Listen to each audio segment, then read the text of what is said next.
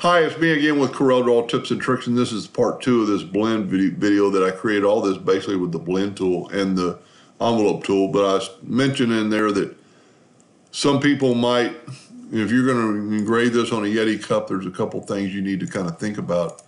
The stars are kind of little, so this is going to engrave, and if you could do it two ways, so just the way you look at it. So let's just grab all our stars, and we're going to left click no fill and right click and outline a black.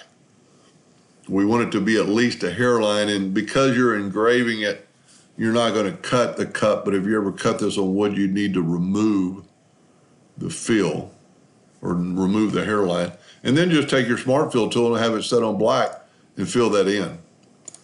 You know, now that I think about it, I actually think that looks better. Kind of ties all the flag in. Stars could be a little bit bigger in this case, and but that's the way. So this is the way it's going to look. It's going to look better with the black stars because now this just won't engrave, and you can always see what that's going to look like with the yellow box trick.